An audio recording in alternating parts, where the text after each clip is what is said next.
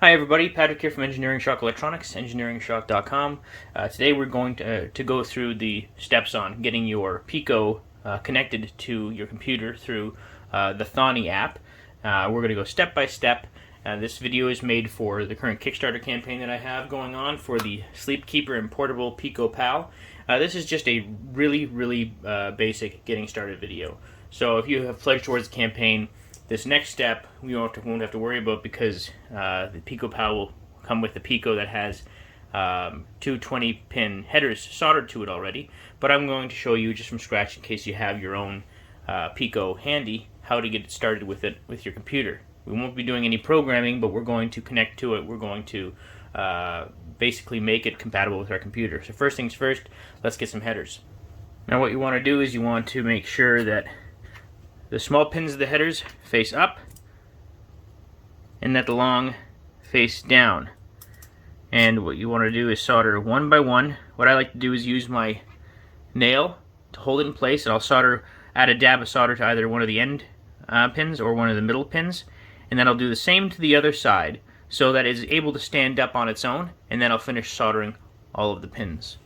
As you can see, I haven't soldered the rest of the pins, but now it's stable and standing up, and the pins are straight, so now I can solder the rest of the pins.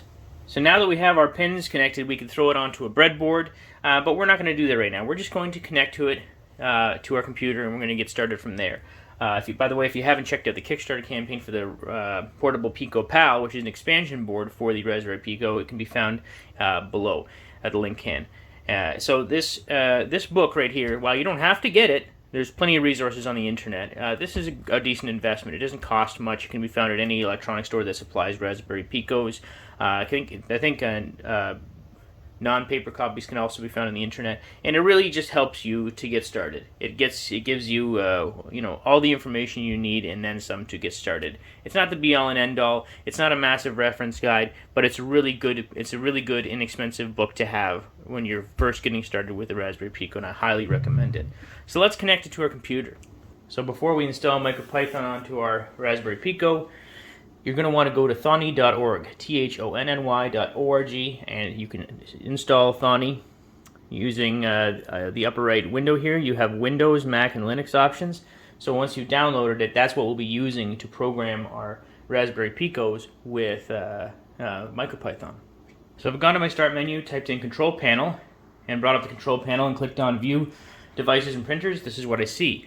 I see a printer and some other stuff. And in order to get the Raspberry Pico to actually be seen and recognized by the controls panel, I need to hold down the boot cell button. There's a button on the board. I'm going to hold it down. I'm going to plug in my micro USB cable into it. I'm going to count to 3 seconds. 1 Mississippi, 2 Mississippi, 3 Mississippi, and let go. So here we go. We've got our Raspberry Pico has been detected. A window should pop up, and there's 2 files in it. We don't care necessarily about info.uf2, we care about index. So let's double click on index. This page has lots of great information on it, all about the Raspberry Pico. You can read through it if you'd like, but what we're really interested is to be clicking on the Micropython tab. Scroll down, you'll see instructions on how to download the new UF2 file for your Raspberry Pico.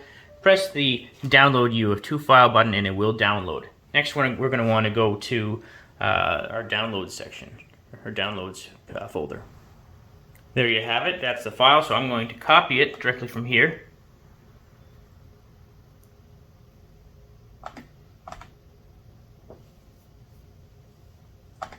And I'll open up the window that opened up by default when I connected my Raspberry Pico, called RP1 RP2, and I'm going to paste it.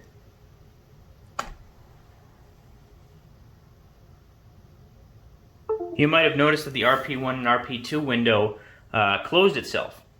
That's expected. Don't worry. Now we're ready to go program in Thonny because Micropython has successfully been installed in our Pico. So let's go over to Thonny and just see how everything's working. With your Raspberry Pi connected, or Pico connected, go down to the right hand side right here, and there's a few different options. Click on this option right here and select Micropython Raspberry Pi Pico. Once you've done that, you can now program. You can talk to the shell down here. You can program here, and you can save scripts directly on your Raspberry Pico. You can also save them to your computer, but that'll be in another video. This video just was designed essentially just to help you get started. All of this information is on the internet, but some people like to be shown as opposed to having to read. So this is the very first video for the Kickstarter. Next, we will be programming a few different little programs into the Raspberry Pico, and we'll be working with the Raspberry Pico Pal. So thanks for watching. If you haven't already checked out the Kickstarter campaign, it's linked below. Thanks again.